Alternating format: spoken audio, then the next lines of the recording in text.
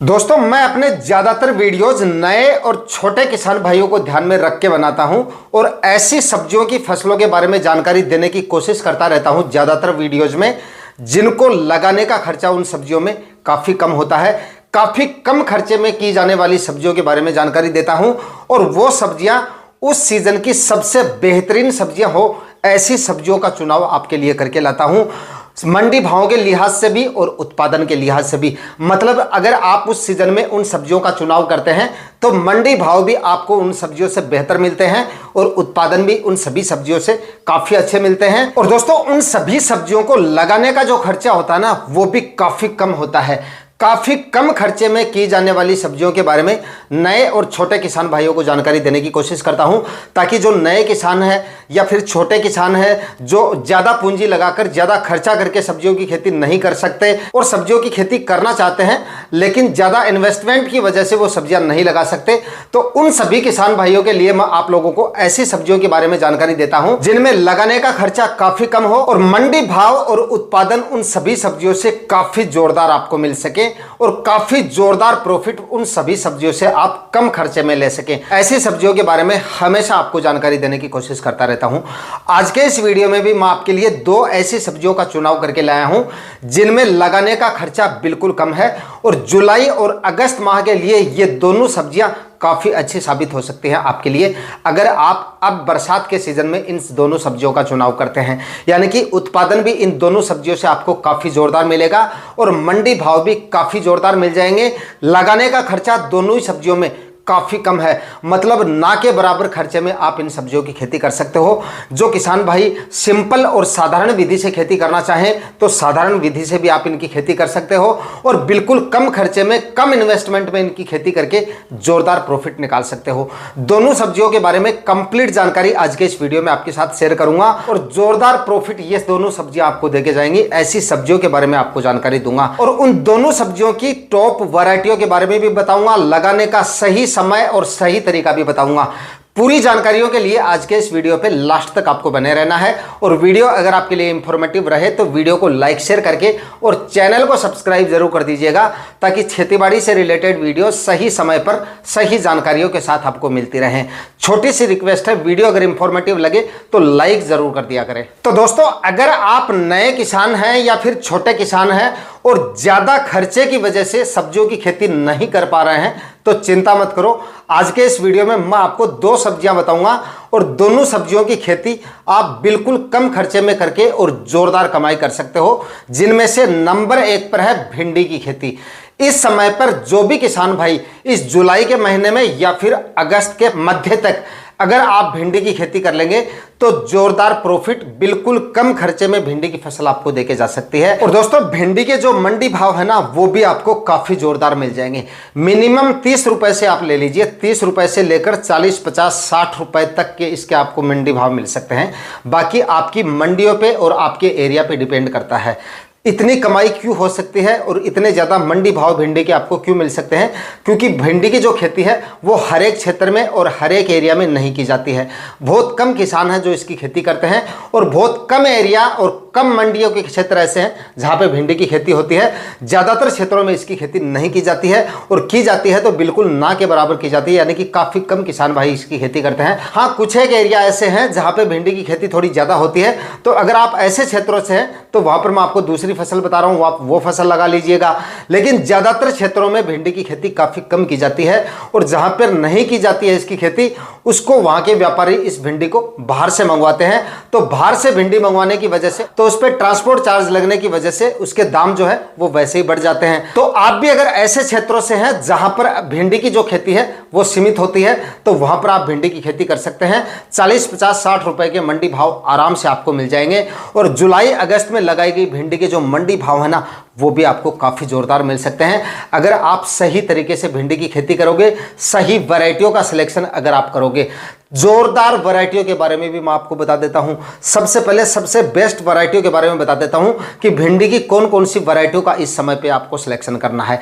Advanta की राधिका जो variety आती है सबसे बेस्ट और सबसे अच्छी वैरायटी है भिंडी की। भले ही आप चाहे इंडिया में किसी भी क्षेत्र से हैं, आप किसी भी एरिया में इसकी बुआई कर सकते हैं।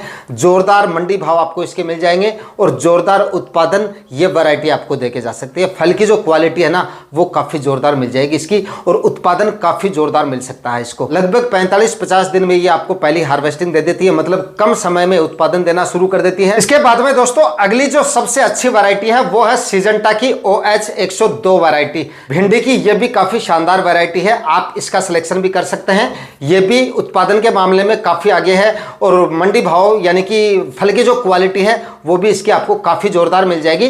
तो सिजेंटा की OH 102 वैरायटी का भी आप सिलेक्शन कर लीजिए, भले ही आप चाहे किसी भी एरिया में हैं, इसका भी आप चुनाव कर सकते हैं और इजीली ये आपको मिल भी जाएगी और अच्छा उत्पादन आपके क्षेत्र में आपको दे जाएगी। इसके बाद में दोस्तों नुमेंस की सम्राट और नुमेंस की ही सिंघम वैरायटी, ये दोनों अलग अलग वैरायटियां हैं, इनका भी आप सिलेक्शन कर सकते हैं। यानी कि सिंघम और सम्राट दोनों वैरायटियां काफ़ी अच्छी वैरायटी है नुमेंस कंपनी की।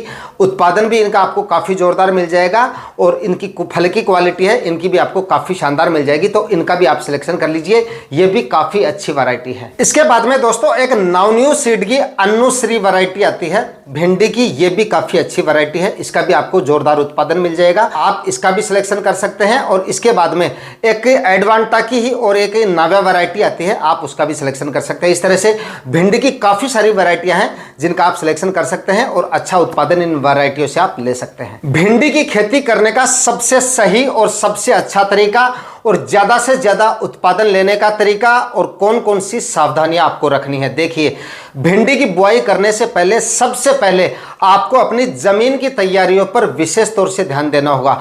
लगभग 4 कल्टीवेशन कम से कम आपको करने हैं, क्योंकि भिंडी की खेती में बरसात के सीजन में जड़ से संबंधित बीमारियां जो हैं वो काफ़ी ज़्यादा देखी जाती हैं और कोई इतनी ज़्यादा रोग बीमारियां इसमें नहीं आती हैं, सिर्फ जड़ से संबंधित बीमारियां ही आपको परेशान कर सकते हैं।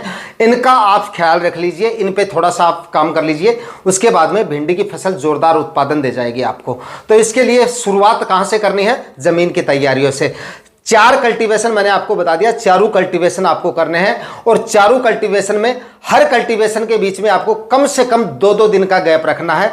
यानी कि एक कल्टीवेशन कर दिया, 2 दिन तक उसको धूप लगने दें, उसके बाद में अगला कल्टीवेशन करें, फिर 1-2 दिन तक धूप में पड़ा रहने दें उसको, उसके बाद में आप अगला कल्टीवेशन करें। इस तरह से 4 कल्टीवेशन करने हैं। 3 कल्टीवेशन आप पहले कर लीजिए और आखिरी कल्टीवेशन जो बेसल डोज में आपको बताऊंगा रासायनिक खाद उर्वरक डाल के, और उसके बाद में आप आखिरी कल्टीवेशन कर लीजिए। सबसे पहले आपको क्या करना है? सड़ी हुई गोबर की खाद डालनी है, कम से कम 4 ट्राली सड़ी हुई गोबर की खाद ही डालनी है। कच्चा गोबर डाल दिया तो बरसात के सीजन में जड़ से संबंधित बीमारियां तो भिंडी में वैसे ही आती हैं और भी ज़्यादा आपको परेशान कर सकती हैं। उसके बाद में एक रोटावेटर से कल्टीवेशन कर दीजिए ताकि गोबर की खाद मिट्टी में अच्छी तरह से मिक्स हो जाए। जमीन का चुनाव ऐसी भूमि का करना है कि बरसात के दिनों में जल भराव जैसी समस्या नहीं होनी चाहिए, और बरसात में भिंडी की खेती कर रहे हो तो इसमें और कोई ज्यादा खर्चा तो मैं आपको नहीं बताऊंगा, लेकिन बेड बनाकर अगर आप इसकी खेती कर लेंगे तो उत्पादन आपको और भी शानदार मिल जाएगा और फसल आपकी काफी हेल्दी और स्वस्थ रहेगी। और बेड बना के खेती करेंगे तो बरसात वगैरह ज्यादा होगी तो जल भराव होगा आपके खेत में, तो जल भराव होगा तो प्लांट तक पानी नहीं पहुंचेगा, क्योंकि बेड की ऊंचाई आपको 1 फीट रखनी है, तो यह फायदा भी आपको हो जाएगा। इस तरह से रोग बीमारियां भी आपको बरसाती सीजन में कम देखने को मिलेगी। तो अगर आपके पास में ड्रिप इरिगेशन है ना तो आप बेड बना के खेती कर लीजिए, और अगर आपके पास ड्रिप इरिगेशन नहीं है जिन किसान भाइयों के पास में, तो वो सिंपल विधि से भी आप इसकी खेती कर सकते हैं, इससे भी अच्छा उत्पादन लिया जा सकता है। तो इस तरह से 3 कल्टीवेशन मैंने आपको बता दिए, गोबर की खाद डालने के बाद में 2-2 दिन का गैप डाल के और 3 कल्टीवेशन कर लीजिए। उसके बाद में आखिरी कल्टीवेशन से पहले रासायनिक खाद उर्वरक आपको डालने हैं।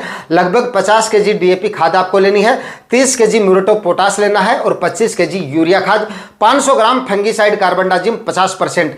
आखिरी कल्टीवेशन से पहले अच्छी तरह से मिक्स करके सभी खाद उर्वरक और फंगीसाइड को डाल दीजिए अपने खेत में पूरी अच्छी समान मात्रा में, और उसके बाद में आखिरी कल्टीवेशन करके अगर बेड बना के खेती कर रहे हैं तो 3-3 फीट की दूरी पर आप बेड बना लीजिए। बेड की ऊंचाई कम से कम 1 फीट रखनी है और चौड़ाई आपको 3 फीट रखनी है। बेड से बेड का जो डिस्टेंस है वो 1.5 से 2 फीट आप रख सकते हैं, यानी कि बेड से बेड के बीच की जो दूरी है वो आपको 1.5 से 2 फीट तक रख लेनी है, इससे ज़्यादा रखने की जरूरत नहीं है। इस तरीके से खेती कर लीजिए। और जिन किसान भाइयों के पास में ड्रिप इरिगेशन नहीं है वो आखिरी कल्टीवेशन करने के बाद में देसी हल या कल्टीवेटर से बीजों की बुआई करवा सकते हैं। इस तरीके से भी जो वैरायटियां मैंने आपको बताई है उनका आप सिलेक्शन कर लीजिए और इसकी बुआई आप करवा लीजिए। उसके बाद में भिंडी की फसल जोरदार उत्पादन आपको देके जाएगी। इसके बाद में दोस्तों अगली जो फसल है ना, जो आपको बिल्कुल कम खर्चे में और सबसे अच्छा प्रॉफिट देके जा सकती है, वो है बंद गोभी की खेती, यानी कि पत्ता गोभी की खेती। और इस फसल के बारे में काफ़ी सोच समझ के और काफ़ी रिसर्च करके मैंने आपको बताया है, क्योंकि ये फसल अगर आप इस समय पे लगाते हो ना तो इसके मंडी भाव तो आपको जोरदार मिल ही जाएंगे। उत्पादन जो है ना इसका वो काफ़ी जोरदार बैठता है। अगेती फूल गोभी से ज़्यादा अगेती बंद गोभी की फसल आपको ज़्यादा प्रॉफिट देके जा सकती है। क्यों देके जा सकती है? क्योंकि इसका उत्पादन फूल गोभी के मुकाबले काफ़ी ज़्यादा एक्स्ट्रा निकल सकता है। अगेती फूल गोभी का जो फूल की साइज होती है वो काफ़ी छोटी होती है, वजन उसका काफ़ी कम बैठता है। वैसे तो बंद गोभी की खेती जून माह से ही शुरू हो जाती है, लेकिन अगर आप इसकी खेती जुलाई माह में भी करते हैं ना तब भी आपकी बंद गोभी अगेती होगी। और अगेती बंद गोभी के मंडी भाव तो जोरदार मिल ही जाते हैं। फूल गोभी के मुकाबले उत्पादन भी आपको ज़्यादा मिलता है, क्योंकि इसके जो फूल की साइज है वो काफ़ी अच्छी बैठती है और वजन काफ़ी ज़्यादा बैठने की वजह से फूल गोभी के मुकाबले बंद गोभी का उत्पादन आपको ज़्यादा मिल सकता है। मंडी भाव भी अच्छे मिलेंगे और लगाने का जो खर्चा है वो काफ़ी कम है। सिर्फ आपके पास में ड्रिप इरिगेशन होनी चाहिए। ड्रिप इरिगेशन अगर आपके पास है तो आप इससे अच्छा उत्पादन ले सकते हैं। बाकी और कोई इसमें ज़्यादा खर्चे आपको नहीं करने पड़ेंगे। सिर्फ इसका बीज का खर्चा थोड़ा है, वो थोड़ा ज़्यादा होता है। बंद गोभी और फूल गोभी का जो बीज आता है वो थोड़ा कॉस्टली आता है। इसके बाद में कल्टीवेशन और खाद और उर्वरक, इससे ज़्यादा और कोई ज़्यादा खर्चा वगैरह इसमें आपको करने की जरूरत नहीं है। प्लास्टिक मल्च भी आपको इसमें नहीं लगानी पड़ेगी और कोई ज़्यादा रोग बीमारियां नहीं आने की वजह से इसमें स्प्रे वगैरह भी ज़्यादा नहीं लेने पड़ते हैं। हल्का फुल्का इसमें सुंडी का जो प्रकोप है वो ज़रूर होता है, तो इसके लिए आप जो है काफ़ी सारे इंसेक्टिसाइड है उनका इस्तेमाल कर सकते हैं। सुंडी का आसानी से कंट्रोल किया जा सकता है। प्रिवेंटिव में अगर आप स्टेप लेंगे तो आसानी से इसको कंट्रोल किया जा सकता है। शुरुआत में लैम्डा साइक्लोथ्रिन और थाइमाथोक्सम का इस्तेमाल आप कर सकते हैं। उसके बाद में एमामेक्टिन बेंजोएट का इस्तेमाल कर लेंगे आप तो आसानी से ये कंट्रोल हो जाएगी। उससे ज़्यादा हैवी इंसेक्टिसाइड आपको लेने की जरूरत नहीं पड़ेगी। दोस्तों, अगर जुलाई और अगस्त माह में इस फसल को आप लगाते हैं तो लगभग इसका जो उत्पादन है वो 80 से लेकर और 100 क्विंटल तक जा सकता है। आसानी से आप इतना उत्पादन ले सकते हैं।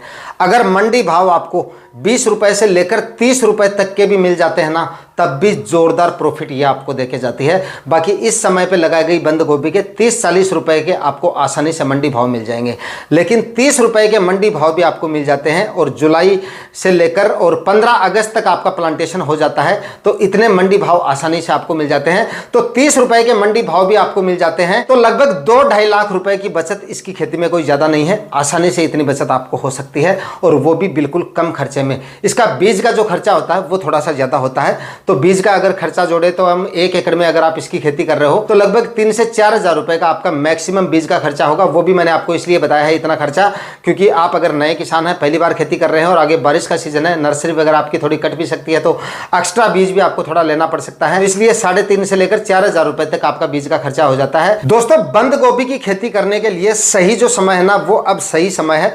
अब आप जो है अच्छे मंडी भाव अगर आपको लेना है तो अभी आप इसकी नर्सरी डाल दीजिए, 5-10 दिन के अंदर नर्सरी डाल दीजिए और लगभग 25-26 दिन बाद में आप इसका प्लांटेशन कर दीजिए।